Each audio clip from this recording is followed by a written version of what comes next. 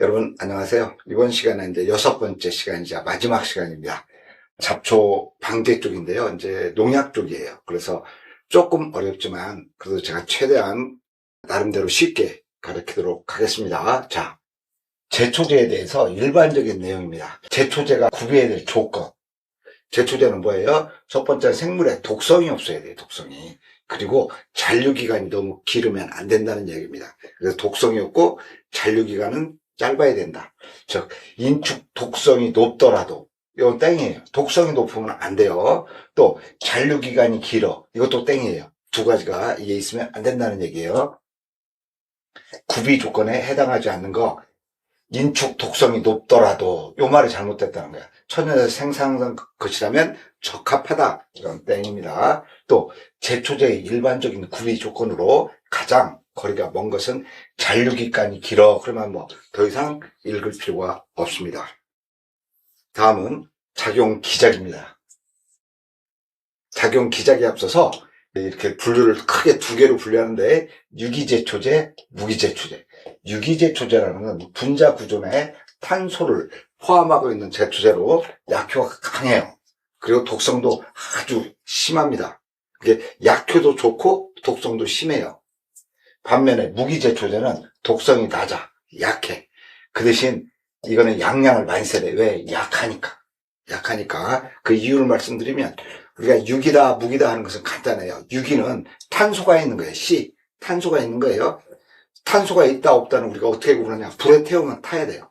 불에 태우면 타요. 그래서 얘는 독성도 심한데 잘 분해가 돼요. 대신에. 그래서 이거는 속전속결로 처리하는 거예요. 무기는 뭐냐. 우리가 돌, 바위, 광물질로 만드는 거라 얘는 분해가 잘 안 돼요. 그러다 보니까 약효도 낮아요. 그런 특징이 있다. 여기까지만 아시고, 작용점. 작용점이란 뭐냐면, 이 제초제가 들어가면 이 살초력, 즉, 죽이는 거죠. 그 효력을 발휘하는 곳. 이렇게 보시면 돼요. 작용점. 또 작용기. 작용기는요, 저도 농약을 다 지금 집에도 있거든요. 지금 제가 난초 키우니까 집에만 농약이 한 20여 종을 제가 20여 년 동안 써오는 사람인데, 이 작용기는 정말 어려워요. 우리 시험에서는 어떻게 하냐. 이 작용기는 여러분 아리까리한 거예요. 작용기는 뭐라고요? 우리 시험에서 나올 때는 아리까리예요. 아까리 하다 그냥 암기해 주시면 돼요. 세 가지가 나오는데 아미노비, 또 카르복실기, 또 히드록실기. 이 세 가지만 알아야 돼요. 이걸 여기어보면 아까리예요. 아까리 이렇게 외우시면 돼요. 자, 여기서는 조금 제가 설명을 드려야 됩니다. 자, 식물이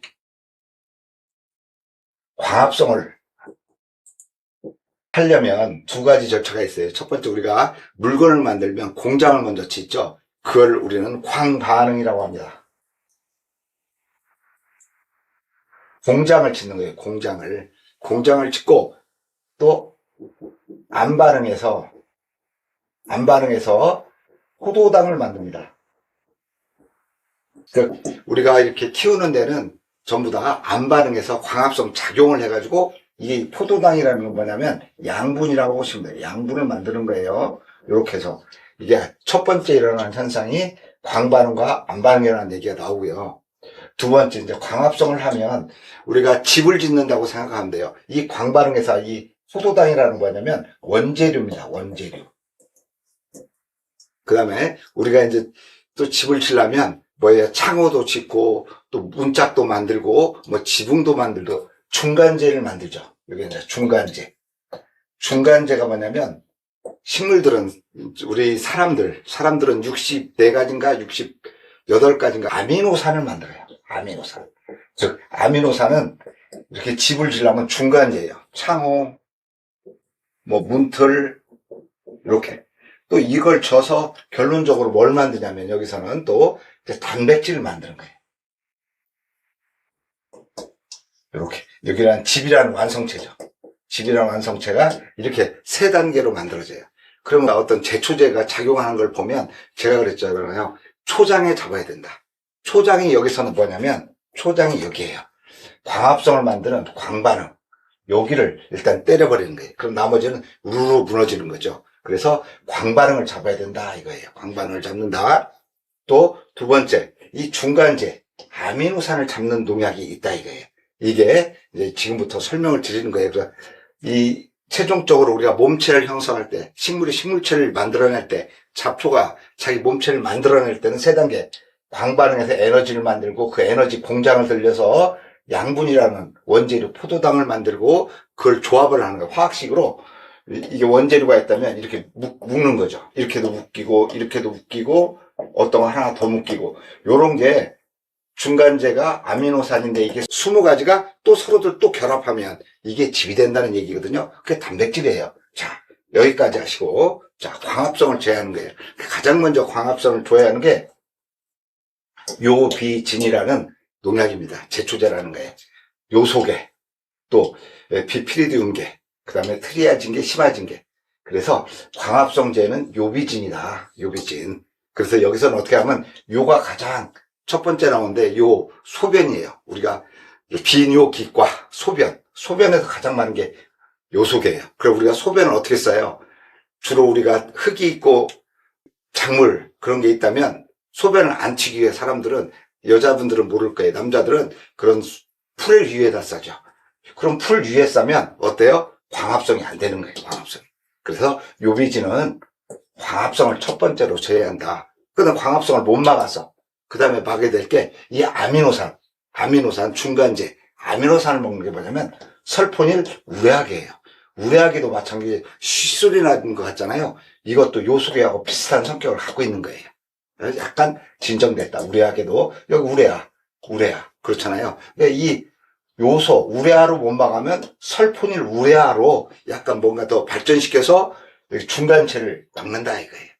그 다음에 단백질은 어때요? 딱딱하죠. 우리가 이렇게 보면 단백질은 다른 것보다 손톱, 머리카락 이런 거 다 단백질이거든요. 대표. 이런 것들은 어때요? 카바를 쳐야 돼요. 왜? 단단하니까. 그래서 카바메이트계로 잡는데 이 카바메이트의 특징은 이제 좀 있으면 나오는데 녹양은 전부 다 카바가 들어가요. 카바나 카부. 이게 이제 단백질을 좋아하는 거다. 그러니까 어떻게 해야 하냐. 요비진으로, 요속의 계통으로 광합성 1차로 막고, 그리고 안 돼. 그러면 우레아계는 우레아계야. 근데 한 단계 발전한 게 뭐라고? 설포닐 우레아계로 이제 아미노산 막는데 이건 효과가 아주 좋죠. 여기에다가 플러스 이게 설포닐이라는 게 사실은 제가 알기로는 황이라고 알고 있어. 황을 더 붙인 거예요. 그래서 정확하게 지금 기억이 안 나는데 그래서 이 광엽잡초에 잡는 거예요. 주로 우리나라가 뭐예요? 좀 이따 이제 공부하게 되는데 벼농사를 짓다니까 광엽잡초 잡는 거, 사초가잡초 잡는 거 이런 농약들이 많이 발달됐는데 이 광엽잡초를 잡는 건 뭐다? 아미노산을 잡는 설포닐 우레아계가 특효약이다. 이렇게 하시면 돼요. 그래서 우리가 잘 모르겠어. 설포닐은 설사를 하니까 우리가 아미노산제로 진정시켜야 돼. 다시요. 이건 설사라고 생각하면 설사를 하다 보면 아미노산제라는 게 있잖아요. 그걸로 진정시켜야 되고 단백질은 단단하니까 카바를 쳐줘야 돼. 단백질은 카바 친다고 암기해 주셨으면 좋겠어요. 그리고 아카시아를 방지하는 광엽잡초죠. 아카시아가 그거는 벤조상계라는 전용 약재가 있는데 그게 디캄바. 그리고 국산 제초제는 피리벤족심이라는 걸 우리가 제초제를 해서 실질로 이 피리벤족심은 저도 사용하고 있는 약재입니다. 그러면 이제 시험 지문입니다. 광합성 잡초에 대해 높은 활성을 나타내고 적은 양량으로 높은 제초 활성이 있는 제초제 설포닐 우레아계 또 제초제의 살토시 나타나면 이건 공통적이에요. 약을 치면 첫 번째는 말라 죽어요. 그래서 고사라 그래. 근데 말라 죽는 게 어떻게 말라 죽는다? 황색을 켜서 말라 죽어. 좀 누렇게 말라지는 걸 우리는 황화라 그래. 근데 지저분하게 노랗게 말라져. 어디는 말라 죽었는데 지저분하게 막 무늬처럼 말라 죽는 게 있어요. 그거는 괴사라 그래. 조직이 젓갈색으로 변하는 거 말라 죽는 거예요. 말라 죽는 건 똑같은데 대표적인 고사, 누렇게 또 괴상하게 여기저기 반점처럼 말라 죽는 게 있어요. 그건 괴사다. 이렇게 보시면 되고. 요속에는 경엽 처리가 없어. 제가 아까 소변을 어디다 쏜다 그랬어요? 잡초 위에다 싼다. 잡초 위에다 싸면 뭐예요? 이게 경엽. 잎과 줄기에 묻게 되겠죠. 그래서 요속에는 뭐라고요? 경엽 처리 제초제다 이게. 근데 효과가 없어 땡. 그죠? 또 설포닌 우레아겐은 뭐라고 했어요? 제가요, 아미노산 억제한다. 세포분열 억제가 아니다. 또 제초제의 1차 작용 부위는 제초제 살초 부위와 일치하는 경향이 있다? 아니요. 농약은 대부분의 효과를 좋게 해서 이행성이 많습니다. 다시 말하면 줄기에다 놨어요. 그러면 이게 어디로 가요? 입으로도 가고 뿌리로도 간다. 그래서 이 작용 부위와 살초 부위는 많이 틀립니다. 또 주로 광합성의 명반응을 저하지 않고, 제가 1단계 아까 그랬죠? 명반응 쪽에서 명반응을 먼저 저해. 왜? 초장에 잡으니까 명반응을 먼저 때려잡는다. 광요구성 제초제 뷰타클로르가 아니에요. 광요구는 자 이렇게 해보면 돼요. 뷰타클로르 이름이 이쁘죠? 뷰티하잖아요. 뷰티 이쁜 사람들은 김이 주근깨 생기니까 광을 싫어해. 광을 요구하지 않아. 그래서 뷰티클로르는 광을 기피해요. 그래서 뷰티클로르는 뭐라고요? 광을 기피하는 제초제다. 이렇게 외우시면 돼요. 또 제초제가 세포 내에서 화학적으로 가수 분해됐다는 건 이게 분해된 거예요. 분해. 그래서 이 분해는 약효를 없애는 거예요. 즉 가수 분해되면 약효가 없어지는 거예요. 근데 여기서는 분해된 2차 결합하에 잡초를 죽인다. 결합이 안 돼요. 다 분해됐어. 이게 무슨 말이냐?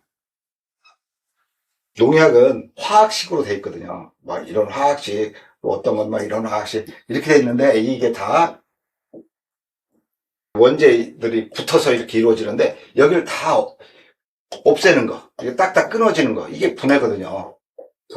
분해됐는데 다시 결합해서 잡초를 죽인다? 아니라 이 얘기입니다. 자, 그러면 문제를 풀어보시죠. 작용점. 제초제의 살초력을 발휘하는 장소. 또 작용 반응기. 이거는 뭐야? 아리까리 하죠. 작용점은 아까리. 또 살초 형태와 가장 거리가 먼 것은 숙기 억제. 고사, 황화, 괴사. 숙기라는 건 뭐냐면 익는 걸 못 익게 하는 거예요. 우리가 과일을 땄어요. 바로 익어버리면 상하니까 천천히 익게끔 그걸 숙기 억제라고 해요. 이건 저장성을 높이기 위해서 만드는 거기 때문에 이거는 관계가 없다. 또 제초제의 작용 기후에 따른 불러서 광합성 저해, 요비진, 요소계입니다.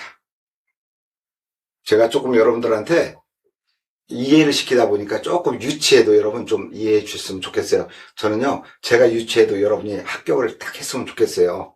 별로 고생 안 하고.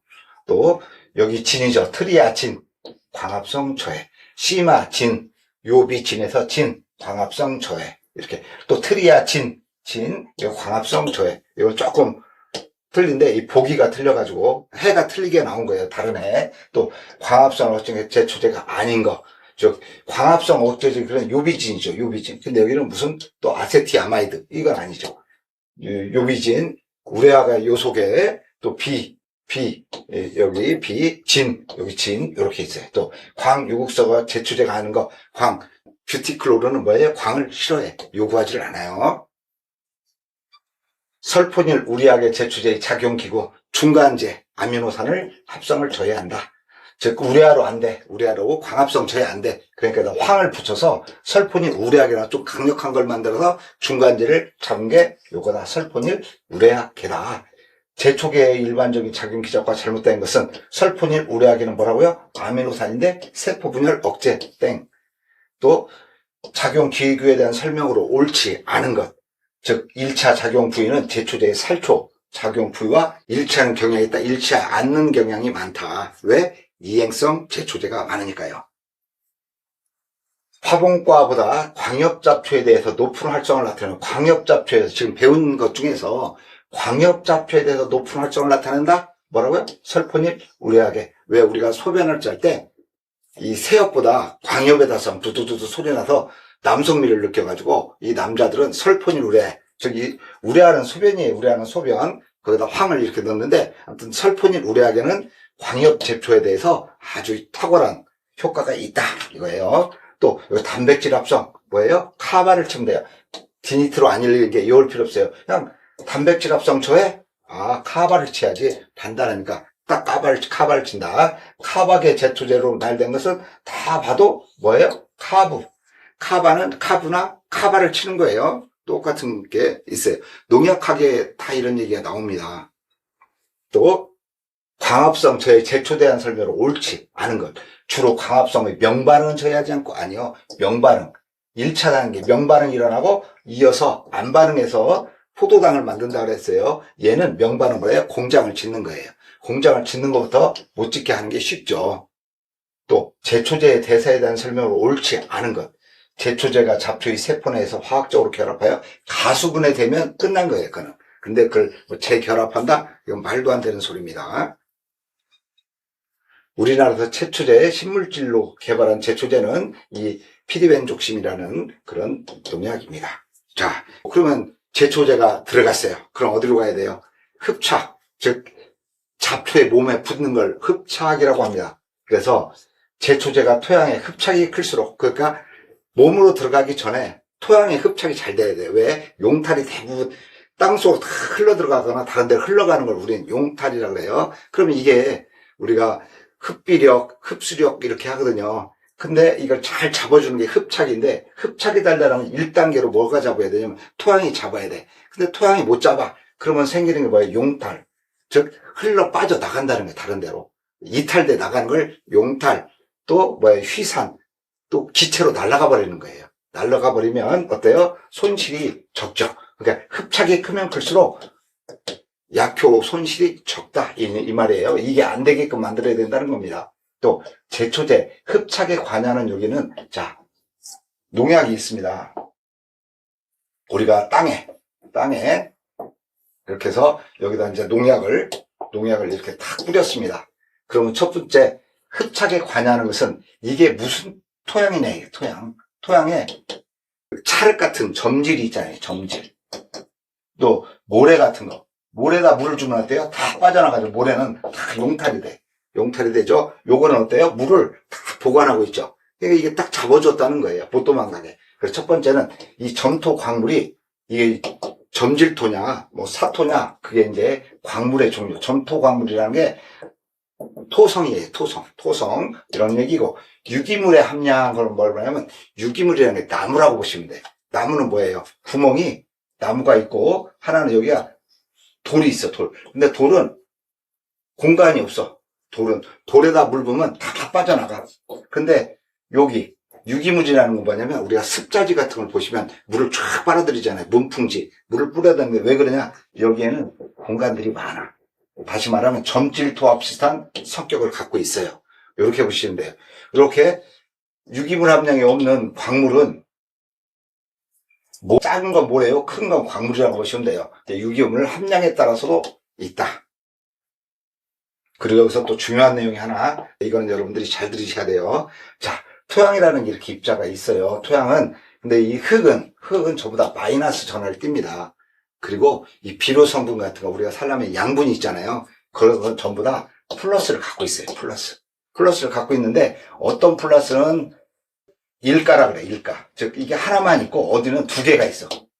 양분은, 예를 들어, 마그네슘 같은 경우는 2가야, 2 플러스. 일반적인 광물은 여기에 1 플러스 이렇게 돼 있거든요. 이렇게 플러스가 돼 있는 것들이 여기에 플러스 양분들이 붙어 있는 거예요.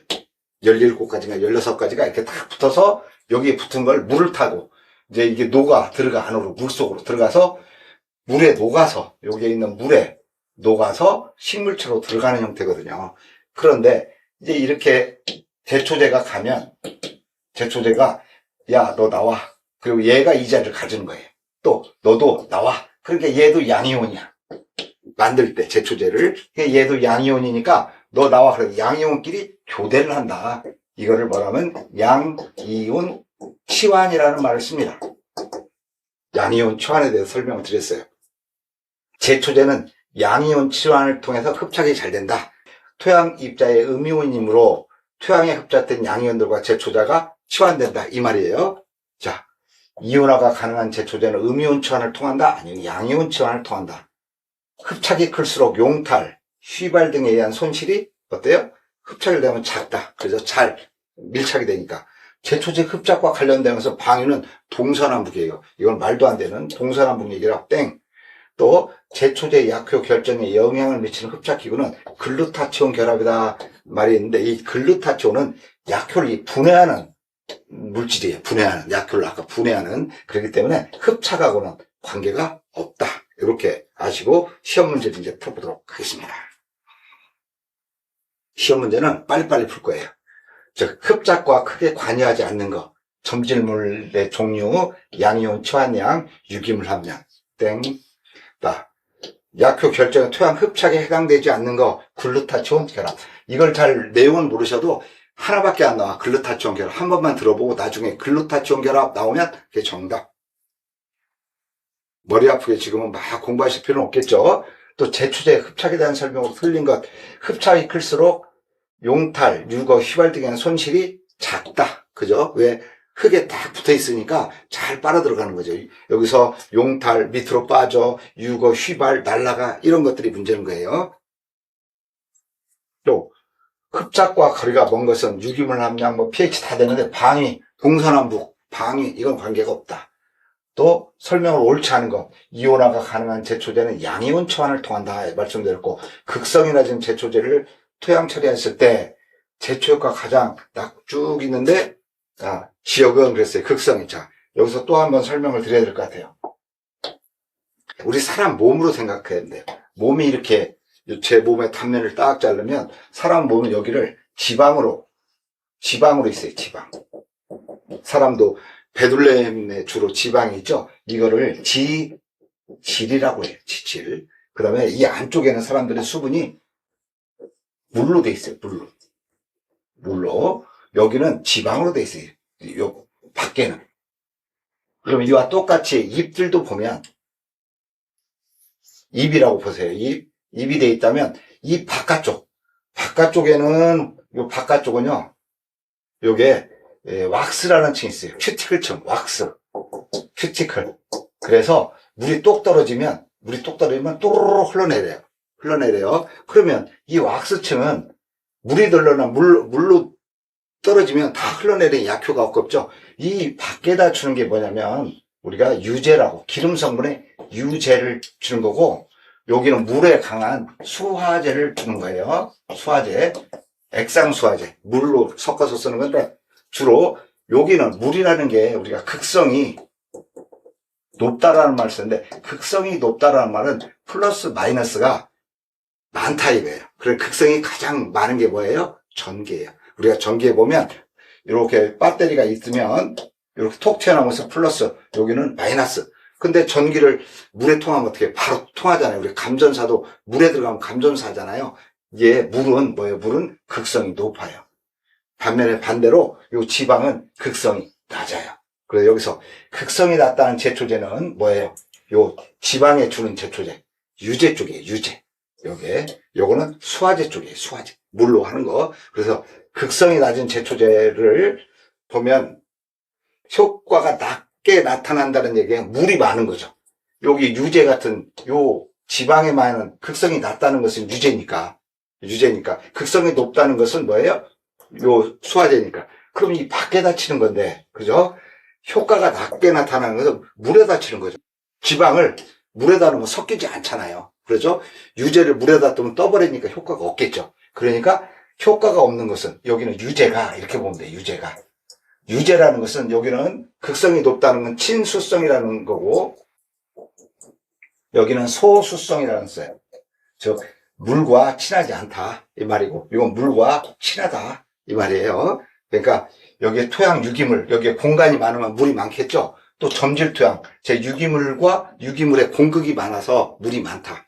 이 점질은 물을 잡고 있다. 이 두 개가 같이 있을 때는 어때요? 여기는 친수성 물질이, 친수성. 그래서 유제가 아니라 얘는 수화제 같은 물에다 타 쓰는 농약을 쓰는 게 효과가 있다. 그래서 이 극성이 낮은 제초제인 유제는 여기다 치면 효과가 낮다 이 말입니다. 자, 요걸 여러분이 잘 이해 안 되시면 다시 들어보시면 되고요. 설명을 드렸고, 제초제가 이제 흡착이 됐으면 다시 이제 몸으로 파고 들어가야 되죠. 그죠? 토양에 흡착이 된 이후에는 다 이행이 돼가지고 위로 올라가요. 자, 그럼 흡수 과정이 어떻게 되냐? 제초제는 잎, 줄기, 뿌리 모든 면으로 다 흡수가 되고요. 극성이 강한 제초제, 제가 물이 있죠. 물하고 강한 게 극성이 강한데, 수분제를 첨가하면 그 말은 뭐냐면, 자, 나뭇잎이 이렇게 있어요. 나뭇잎이 이건 위쪽이고 아래쪽이에요. 그럼 위에는 제가 여기에는 왁스, 큐티클이 있다고 그랬어요. 큐티클층인데 여기는 기름 성분이 있어. 물이 또르륵 떨어지죠. 근데 수분제는 물을 어떻게 하냐면 물을 떨어지면 원래 올려놓고 물방울이 이렇게 있는 걸 수분제는 요걸 넓게, 다시 말하면 이게 이제 물방울의 표면 장력이라는데 표면 장력을 없애서 바로 이렇게 바로 이 떨어지는 부분이 넓게 이렇게 만드는 거예요. 이게 수분제예요. 수분제. 그래서 잘 넓은 면으로 빨아 들어가기 좋게. 이건 여기만 다니까 굴러가 버리는데 이건 넓게 다니까 굴러가지 않고 여기서 수분되게끔 하는 게 수분제예요. 수분제를 첨가하면 독성이 강해지는 거죠. 왜? 이게 이제 뭐예요? 식물체, 몸체니까 많이 들어가니까 독성이 강해지는 거고, 요거는 또르륵 말려서 떨어지는 거죠. 용탈이 되는 거죠.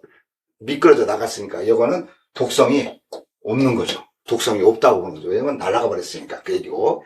극성이 강한 제초제는 물의 잔로가 뿌리 흡수에 강하다. 즉, 극성이 강하다는 것은 친수성 제초제는 물의 잔로 가서 뿌리가 뭐예요? 뿌리 쪽은 이 왁스층에 없겠죠. 왁스층 어디에요? 입에만 있기 때문에 그렇습니다. 자, 여기까지 보시고 흡수 이행을 처하는 데 관여하는 요인으로 거리가 먼 것.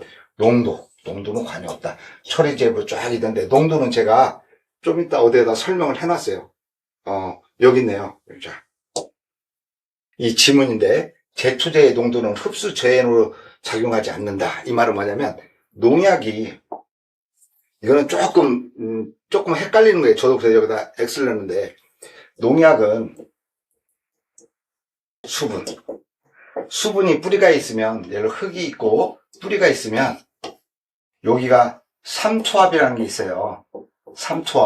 삼투압은 여기가 낮은 쪽에서 높은 쪽으로 이렇게 들어가는 걸 삼투압이거든요. 그래서 비료 같은 걸 많이 주면 여기가 농도가 진해지면 물이 못 올라가요. 물이 올라가는 거를, 왜 식물체 몸체는 농도가 낮으니까 물을 오히려 밑으로 내린다고요. 물을 이렇게 내려요. 내리는 게 이게 농도 차거든. 농도. 요거가 구분하려고. 농도 때문에 수분을 못 올린다 이거예요. 근데 농약은 어때요? 농약은 물을 타고 움직이기 때문에 농도에 걸리면 오히려 흡수가 방해되는 거죠. 그런데 또 농약학을 배우다 보면 그럼 농약은 수분은 이렇게 올라가는데 농약은요 이렇게 놓으니까 수분 흡수가 안 되는 거예요. 왜? 진하게 놓으면. 그러니까 농약을 어떻게 만드냐면 얘를 강제로 밀어넣어요. 식물체대로 그 성분을 넣어가지고 우리가 주사기를 넣어가지고 우리가 꽉 누르는 것처럼 그런 역할을 하게 농약을 만들었어요. 그래서 이거를 침투시킨다 그래. 농약 성분 내는 침투 요소를 넣어가지고 강제로 들어가. 지가 밀고 들어가. 그리고 그게 들어가서 확산의 원리로 농약은 만들어져요.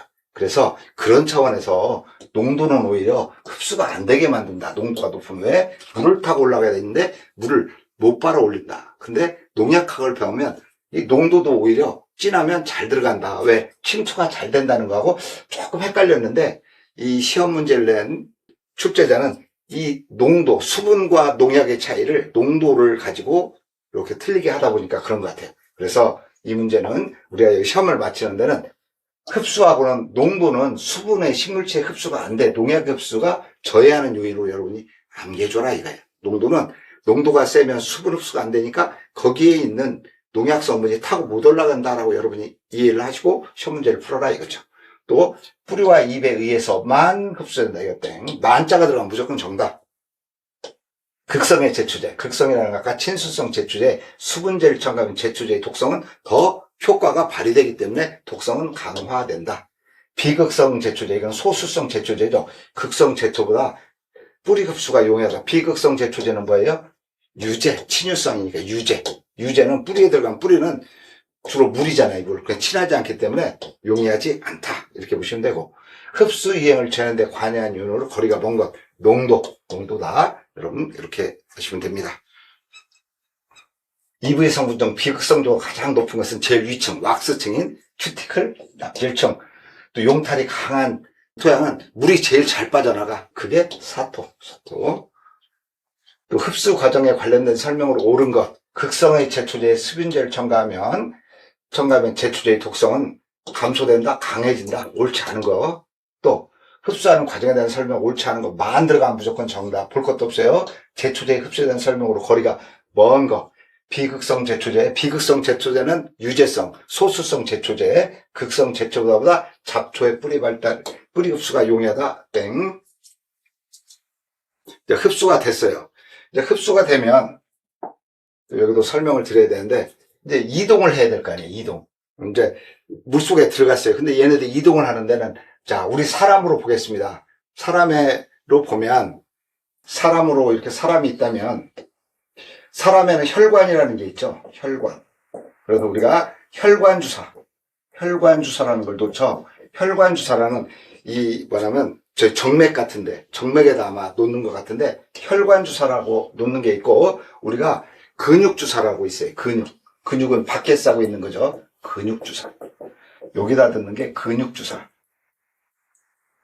근데 우리는 근육이 살아있는데 식물체는요, 이 근육에 해당하는 요 물관이라는 게 있어요. 근육에 해당하는 물관은 죽어 있는 거예요. 물관은 생이 없다. 아니다. 죽어 있다. 이렇게 보시면 돼요. 죽어 있다. 근데 혈관은 살아있죠. 요 체관 같은 거 안에. 그러면 어떻게 생각하냐면 식물체가 있어요. 식물체가. 그럼 얘네들은 뭘로 돼 있어요? 이렇게 안에는 세포로 돼 있어요. 이게 세포예요. 세포. 근데 이 세포들 간에는 사람처럼 혈관이 있어요. 이렇게 영양분이 통하는 혈관. 혈관을 얘네들은 뭐라 하냐면 원형질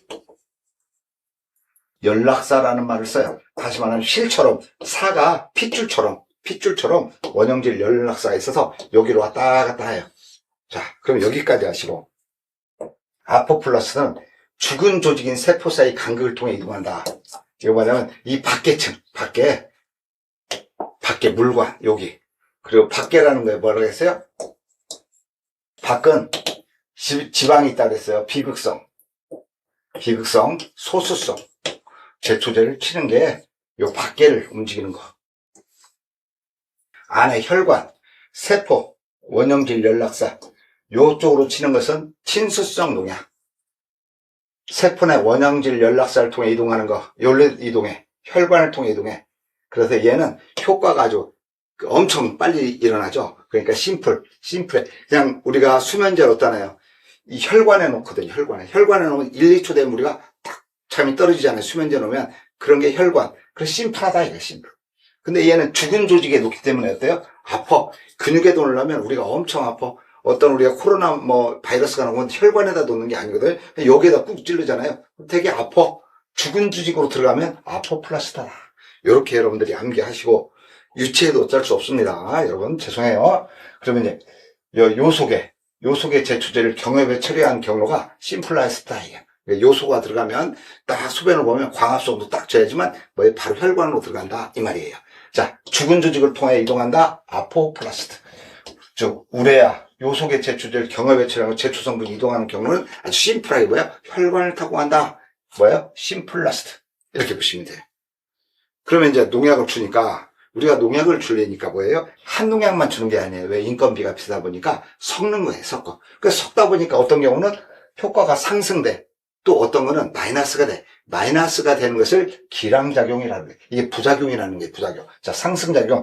두 제초제를 혼합하여 처리할 경우 단독으로 처리하는 경우보다 효과가 좋을 때. 이걸 무슨 작용? 상승작용.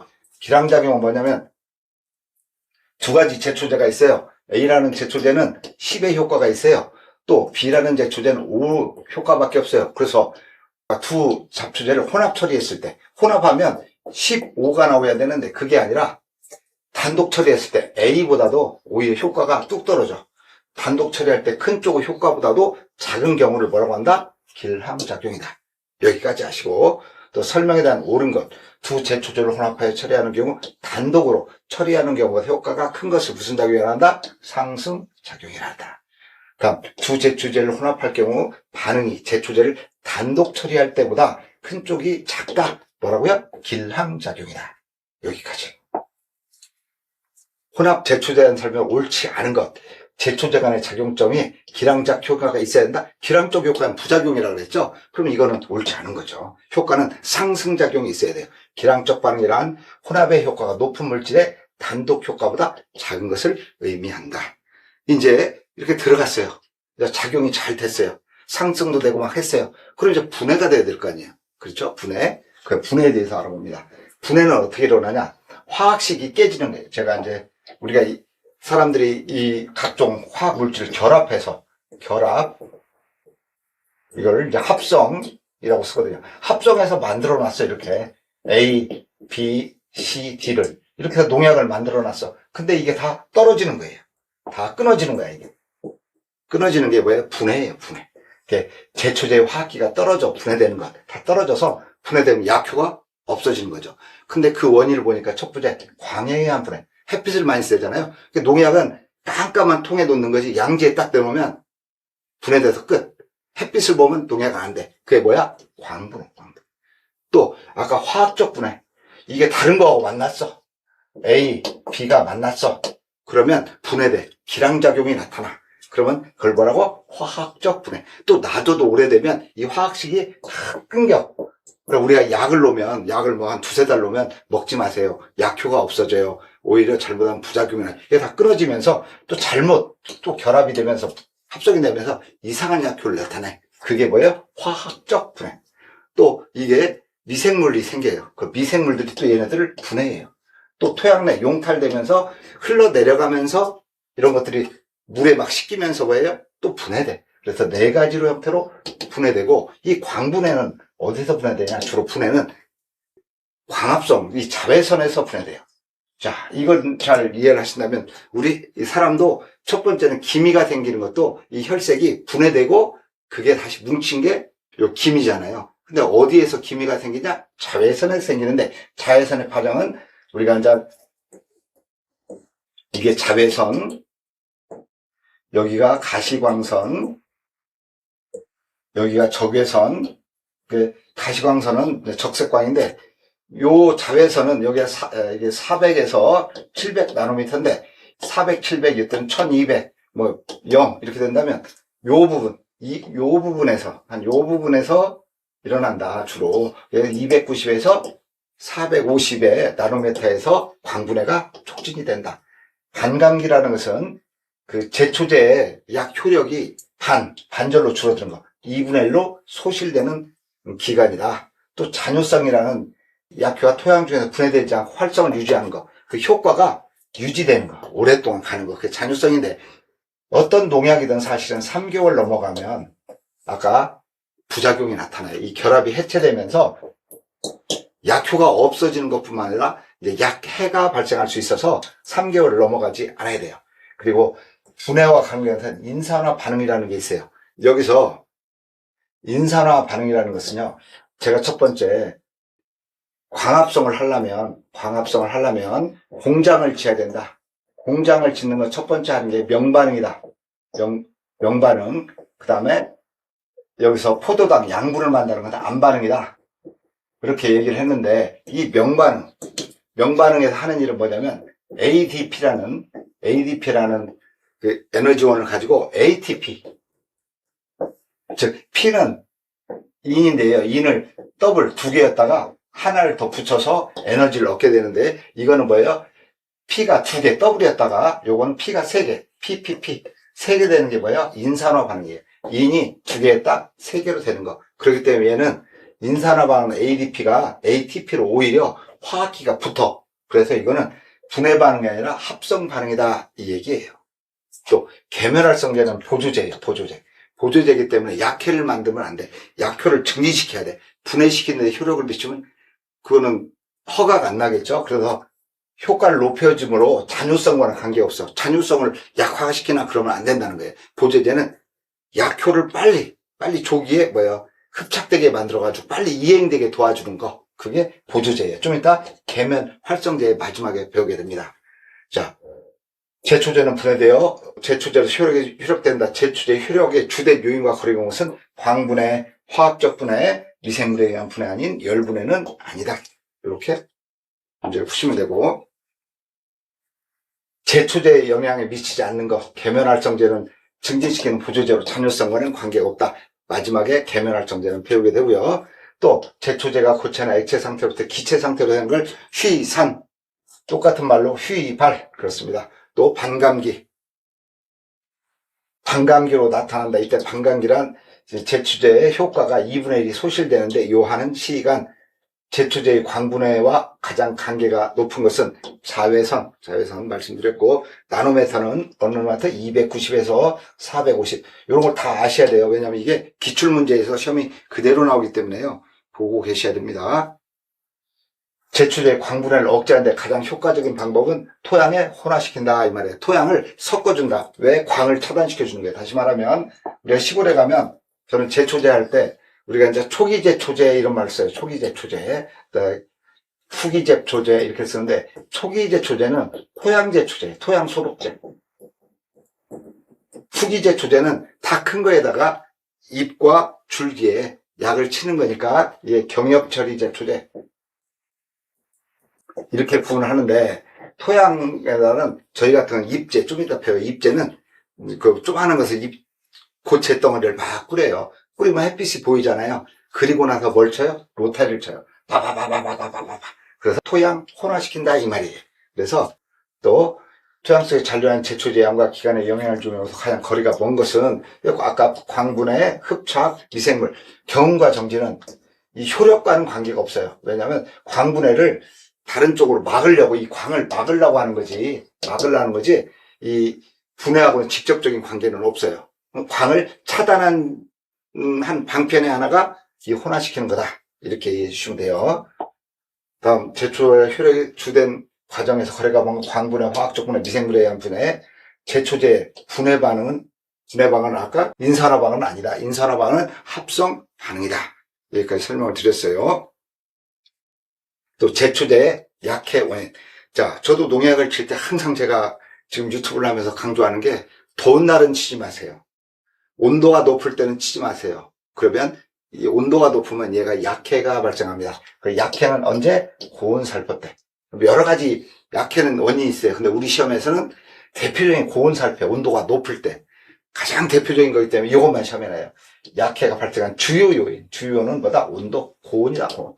근데 감수성 고정은 약해와 관계없다. 감수성이란 뭐냐면 사람을 따면 저 사람은 감수성이 발달돼서 잘 받아들인다는 거예요. 얘를 연극을 하니까 막 울어. 왜? 그거 보고 감수성이 발달돼가지고 그걸 잘 빨아들여.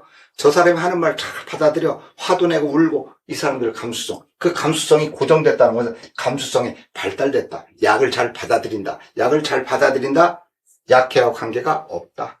경운시기는 약해하고 경운시기를 빨리 했던 늦게는 약효하고는 관계가 없다. 이렇게 보시면 돼요. 전착제 농도를 권장력보다 낮게 처리했다는 것도 약해가 없는데 항상 약은 높게 처리하는 게 약해가 발생한다. 낮다. 근데 전착제가 뭐냐면 계면활성제예요. 계면활성제는 제가 뭐라고?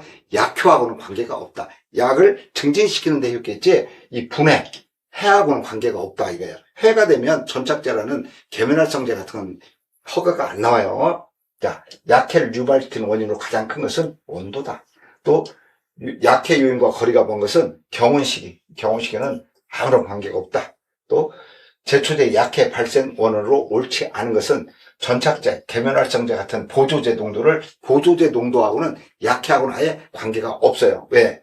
보조제 농도를 낮다고 약해하는 특히나 모든 것은 예를 들어 우리가 약을 막 두세 봉을 먹으니까 이게 해를 많잖아요. 근데 이거는 낮게 예를 들어 2개 먹으라는데 하나 그럼 약해가 더 발생되지 않는 거죠. 요렇게 여러분이 생각하시면 되고 약해를 발생하는 요인이 아닌 것은 감수성 고정 잘 받아들인 게 몸에 딱 고정화됐어. 그런 것은 약해가 더 발생이 안 되는 겁니다.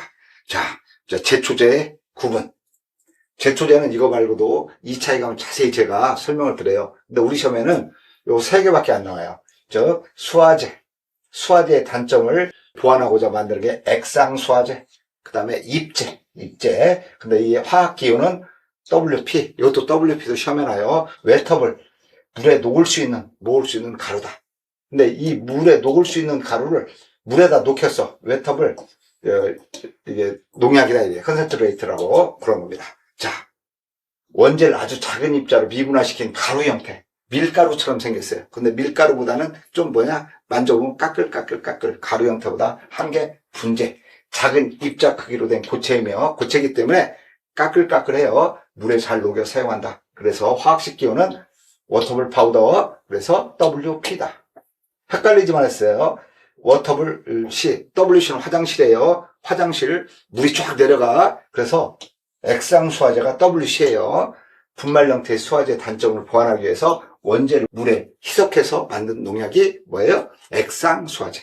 잎제는 여러분 알겠죠? 요거 잎채. 잎상으로 만든 농약. 제형중 수화제는 뭐라고요? 수화제는 WP다. 이거고, 또 설명에 해당하는 내용은 유기용 내 난용성 원재를 제조한 것으로 분말 형태의 단점을 보완했다.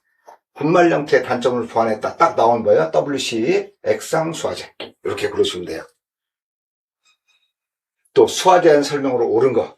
작은 입자로 된 고체이며 물에 녹여 사용한다. 아주 작은 입자를 미분화시켜 분말로 만들었다. 수화제. 액체에 해당하지 않는 거, 새 립제. 여기는 립제이기 때문에 그래요. 그래서 립제를 설명드렸어요. 경협 처리 수화제. 자, 제가 방금 전에 농약에는 크게 대별이 되는데, 초기 농약이 있고, 또 후기 제초제가 있어요. 초기 제초제는 토양 소독제예요. 토양 소독제. 후기 제초제는 이 경협 처리제. 다 컸을 때 잎이나 줄기에 뿌려주는 거. 개념은 줄기와 잎에 살포하는 제초제. 그래서 살포하는 방법이 세 가지가 있는데 전처리, 대상처리, 점처리. 자, 전체는 그냥 모든 작물에 다 뿌리는 거예요. 다 뿌리는 거. 이거는 비선택성 같은 경우가 전체 처리. 대상 처리라는 제가 어제 잔디밭에 뭐가 있다고 그랬어요? 토끼풀만 있어요. 요 군락을 잡을 때 그 대상 딱 정해져 있어. 대상을 또 그 고기 주변에다만 군락을 이룬 토끼풀에다만 쫙 뿌리는 거. 그걸 대상 처리. 이 전체 처리와 대상 처리 틀린 게 전체를 막 주는 게 아니에요. 다시 말하면 잔디도 주고 또 그 토끼풀도 주면 전처리. 토끼풀만 주는 뭐예요? 대상 처리. 그런데 여기는 보니까 여기 딱 하나가 개체가 있어. 명아주가 있어. 명아주만 잡아야 돼. 그래서 딱 표적해서 그걸로 딱 잡는 거. 그런 점처리. 잡초 한 개 처리하는 경우가 그런 게 우리가 골프장이나 여러 가지 데 가면요. 골프장에서 농약을 치는 사람들이 농약값이 비싸니까 갖고 다니다가 이상한 잡초가 있으면 찍 뿌리고 또 가요. 가다가 또 이상한 잡초가 있네. 그걸 쭉 뿌리고 가요. 그게 뭐냐면 점처리가 됩니다. 친수성 농약의 경우 이 표면에 큐티클층이 있어서 흡수되지 않아요. 큐티클층은 소수성. 소수성은 기름. 기름은 뭐예요? 유제. 근데 친수성, 이거는 액체.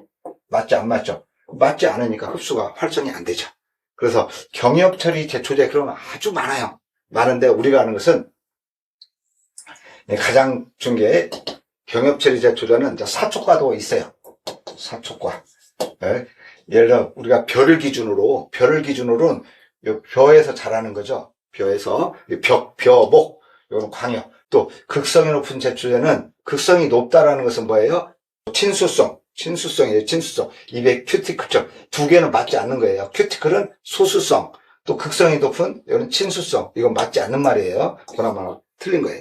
자, 올방개 방제에 가장 효과적인 제초제는 벤피로세이트. 즉 방동산이는 뭘로 잡아요? 뱀뱀패로 잡는다. 벤타존 뭐예요? 화분과 잡초를 잡는다? 아니요. 방동산이 뱀뱀패다. 올방개 뱀뱀패다.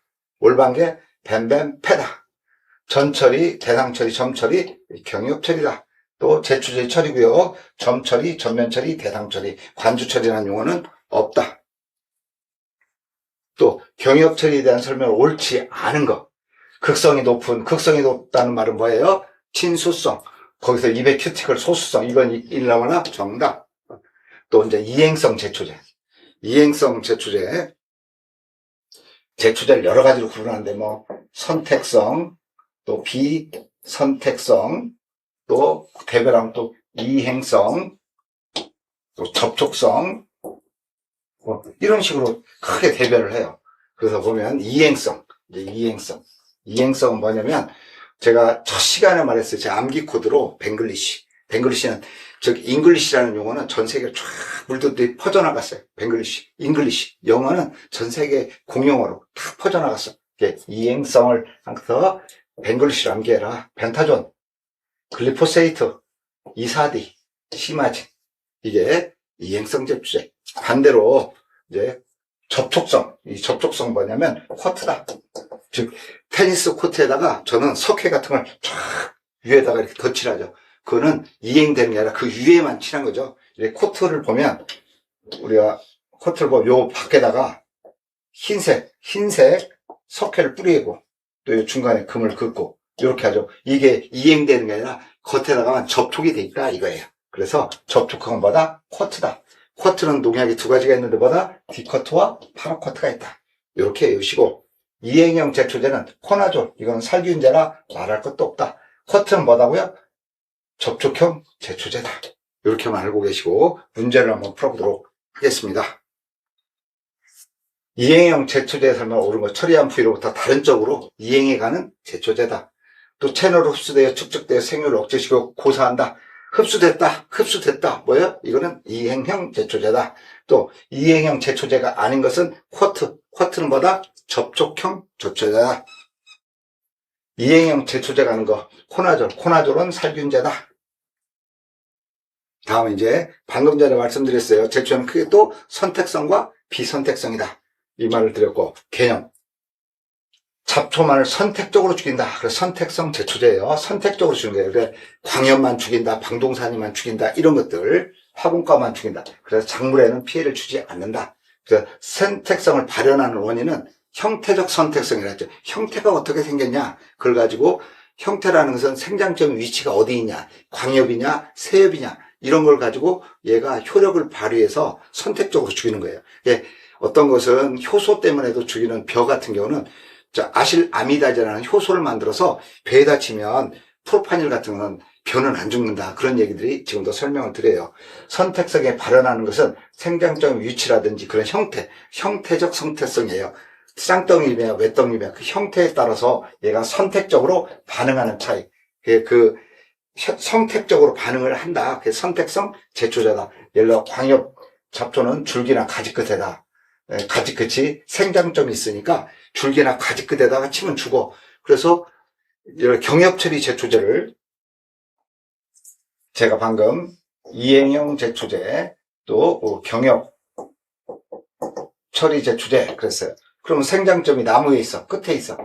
이 두 개 광엽이야. 여기에 생장점이 있어. 또 여기에 뿌리가 있어. 뿌리가 있으면 여기 경엽 처리제를 주려면 얘는 죽어요. 얘는. 근데 경엽 처리제 주제를 주면 예를 들어 뿌리는 안 죽어.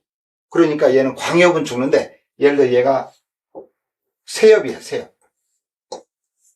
얘는 생장점이 요 지제부 밑에 있다고. 여기다 아무리 쳐도 얘는 죽어. 근데 내년에 잔디가 또 나와. 또 잔디를 깎고 잔디가 또 나와.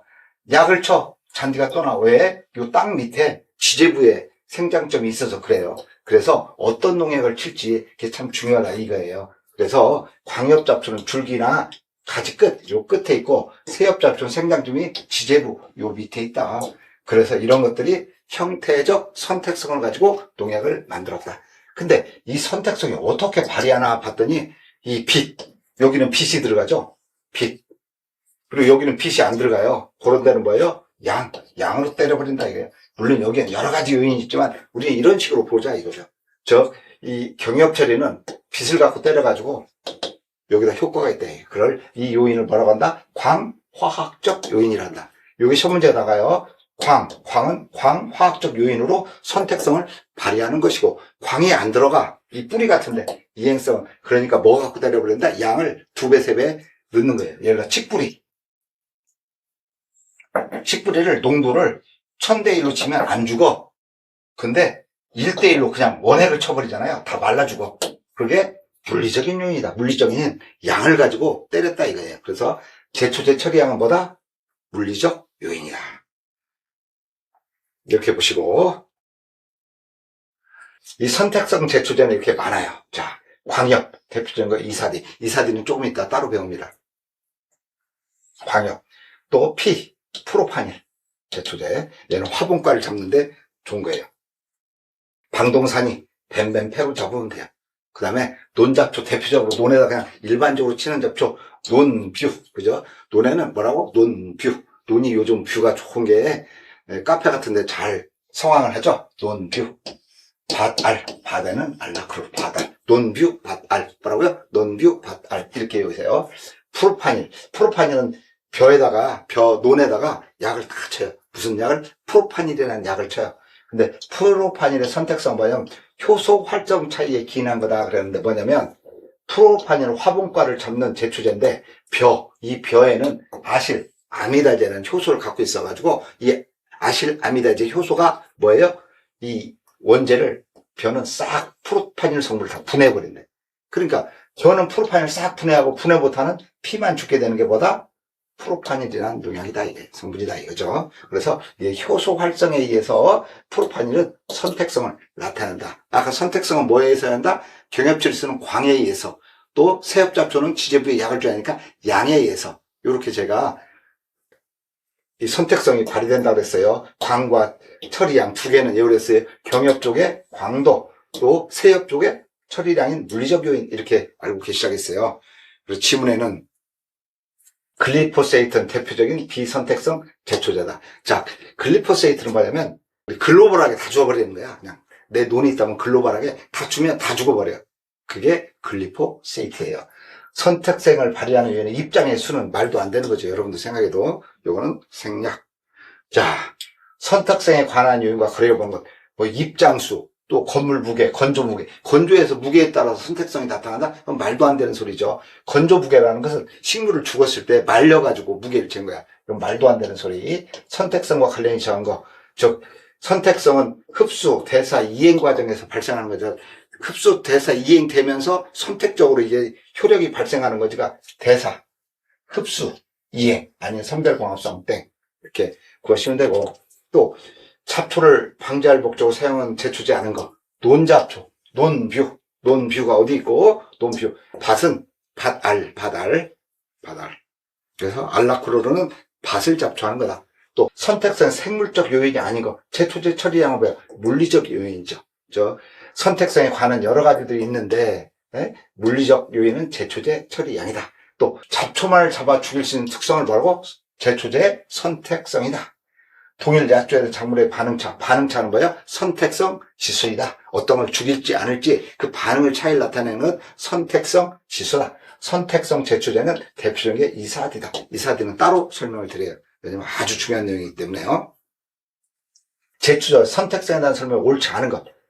생장점이 높을 여부에 따라서 제초제의 선택성이 달라지지 않는다. 달라졌죠. 아까 유해와 지제부 선택성이 달라지고, 또 선택성을 발휘하는 요인이 아닌 것은 입장의 수는 말도 안 되는 거고, 선택성이 제초제가 아닌 것은 글리포세이트는 대표적인 그냥 글로벌하게 막 쳐버리는 거예요. 그러니까 다 죽어버리는 게 글리포세이트예요. 이거는 반드시 알아야 돼요. 글리포세이트는 뭐라고요? 비선택성 제초제다. 그건 시험에 아주 자주 나오는 거고요. 또 잡초만 주의할 수 있는 거, 여기 글리포세이트까지 한 것 같은데, 잡초의 선택성, 또 선택성에 영향을 못 치는 물리적 요인이 아닌 것. 광도는 무슨 요인? 화학적 요인이라고 설명을 드렸고, 벼 제외 주요 사용하지 않는 제초제는 알라크로르는 뭐예요? 벼는 논이고, 요거는 알라크로르. 벼와 피 간의 프로파닐 제초제의 선택성을 맞게 설명해서 아실 아미다제의 효소 활성에 기인한 것이다. 또 제초제의 선택된 사람보다 옳은 것은 이 프로파닐 효소 활성의 차이에 의한 거고, 쭉서 선택성 제초제 올바르게 짝져진 것은 벼, 피, 프로파닐 유제. 그죠? 벼와 피에 아실 아미다제라는 선택성을 가지고 하면 벼는 안 죽고 피는 죽는다. 이 얘기입니다. 자, 이제 선택성에 배웠어요. 비선택성은 모든 식물을 다 줄이는 거예요. 모든 식물을 다 줄이는데, 요거는 비선택성이든 선택성은 농약은 다 죽일 때 증상이 나타나는데, 황화, 고사, 괴사. 제가 막 설명을 드렸던 건데, 황화, 누렇게 떠주고, 말라주고, 이거는 괴이하게 일정 부분만 황색으로 조직이 썩어 들어가면서 죽는 걸 괴사. 이거예요. 그러면 이제 비선택종 중에서도 이행형, 벵글리시, 그죠? 접촉형은 파라쿼트, 디쿼트는 이제 접촉형이에요. 이행이 안 되는 거. 반대죠. 그래서 저는 글리쿼트다. 이행형은 글리포세이트 쿼트. 글리쿼트는 비선택성 제초제인데, 글리는 이행형 제초제고, 쿼트는 접촉형이니까 이행이 안 된다. 다시 말하면 아까 제가 뭐라고 했냐면, 이 접촉형은 그냥 뿌려만 놨지 석회가 땅속으로 파고들지 못해. 석회가 테니스 코트가 있는데 테니스 코트에다가 여기에다가 석회를 이렇게 뿌렸는데 석회를 탁 뿌렸는데 이거는 이행이 안 돼. 파고들지 못해. 빗자루 쓰면 다 쓸려. 이건 접촉형이다. 비이행형이다. 이거. 근데 글리포세이트는 뿌리니까 칡 같은 데 뿌리면 그냥 싹 흡수해가지고 이행이 된다. 그 두 개는 또 아무거나 다 죽인다. 이 얘기입니다. 시험 문제. 제초제를 뿌렸을 때 나타나는 주요 증상은 황화와 고사. 비선택성 제초제, 그럼 글리포세이트. 작물이 심겨져 있지 않은 비농경지. 이거는 작물이 심겨져 있다는 것은 그냥 아무 데나 뿌린다는 얘기예요. 왜냐하면 작물이 심겼으면 선택을 해야 되는데 작물이 심겨져 있지 않은 것은 그냥 다 죽이는 거죠. 글리포세이트. 또 식물체 이행이 작용상 중요하지 않은 거. 이행이 중요하지 않다는 이행이 안 되는 거. 쿼트. 그죠? 그래서 파라 쿼트. 그다음에 비선택성 제초제인 것은 쿼트. 테니스 코트에는 석회가 이행되지 않아요. 흡수되지 않아요. 자, 이제 이사디 설명드립니다. 이사디는 페녹시계 제초제입니다. 사실 저는 이사디를 설명하고 싶었는데 이제 이 계통을 앞에다 뺀 거예요. 자, 이사디. 여기는 MCPA, MCPP. 여기까지 외워두시면 좋기는 좋아요. 근데 이사디는 페어다. 왜 이사디가 페어냐? 이사디는 페녹시계냐? 페어를 생각했어요. 페는 두 개죠. 페어. 짝이잖아요. 짝. 영어로 짝은 두 개잖아요. 이사디다. 이사디. 그러니까 이사디니까 이건 뭐예요? 이행성 제초제고 입이 두 개니까 쌍떡잎이죠. 이행성 두 개. 이행성 입이 두 개. 광엽이 두 개죠. 그래 입이 있으니까 뭐예요? 입에다 칠해야죠. 경엽처리 제초제다 이게. 입에다 칠하니까 광엽은 위에다 칠한다 했죠. 그래서 경엽처리 제초제다. 근데 얘는 작용기작이 뭐냐? 옥신이 원래는 생장 조절 물질이거든. 근데 생장 조절 물질이 너무 강해. 그럼 부작용이 나타나요. 그게 얘가 생장 조절을 한다 했잖아. 생장 촉진이죠. 근데 우리가 생장 촉진을 너무 많이 먹어. 많이 먹어. 우리가 키가 커야 되니까 뭐 잘 크는 걸 먹었어. 뼈가 크는 걸 먹었어. 너무 많이 먹었어. 그래서 세포 분열 이상이 오는 거예요. 옥신은 뭐라고요? 세포 분열 이상을 만들어서 얘를 죽이는 거예요. 오히려. 그래서 그게 이사디야. 하나만 먹어야 될 게 두 약을 먹어. 두 개를 먹으니까 부작용이 나타났어. 어떤 부작용? 세포 분열이 너무 촉진돼서 이상이 생겼어. 근데 이걸 살펴할 때는 모든 녹양은 제가 뭐라 했어요? 초장에 잡아야 돼. 초장은 언제냐? 영양생장기. 유효 분열이 시작돼서 유수 형성기 사이에 약은 무조건 취해야 된다. 우리나라에서 가장 먼저 사용한 농약이에요. 이사디는 꼭 알고 계셔야 됩니다. 자, 그러면 토양 표현을 뚫고 나오는 신초나 뿌리에 흡수되고, 이거는 이사디를 얘기하는 건데 뿌리와 관계 경엽처리 제초제 말도 안 맞고 잔효성이 1에서 3개월이다. 이거는 좋은 약제예요. 좋은 약제는 빨리 강한데 비해서 잔효성은 약한다는 거예요. 3개월 아니라 한 달 이내 다 잔효성이 없어지고 아주 좋은 약제입니다. 별 경우 유효 분할이 끝나기 전에 아니요. 유효 분할기부터 유수 형성기까지 모든 약은 노인네는 이때 치는 겁니다. 영양이 가장 우리가 임신하기 바로 직전이거든. 유수 형성기라는 것은 임신 직전이야. 뭐 이게 어쩌면 사람으로 따지면 배란기라고 보면 돼요. 배란기. 유수가 형성돼서 분할이 되고 형성기, 배란기. 이사디는 이행성이 적고 이사디는 이행성이 높고 이렇게 설명해야 돼요. 또 쭉 연결된 것은 자, 콩, 광엽이에요. 방동산은 뱀뱀 패로 잡아야 돼요. 근데 콩은 이사디가 잡는 게 맞아요. 근데 방동산이 뭐예요? 뱀뱀 패로 잡아야 돼요. 자, 시험 문제 풀어보겠습니다.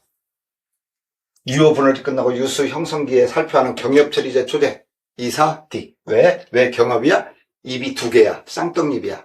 입에 치는 거 경엽처리 제초제. 페녹시계, 페어 쭉 닫힌데 벤타존은 뭐냐면 벤조치약이에요. 벤조치약에 벤벤페 할 때 이거는 아무튼 벤조치약이다. 요렇게 알아두시면 돼요.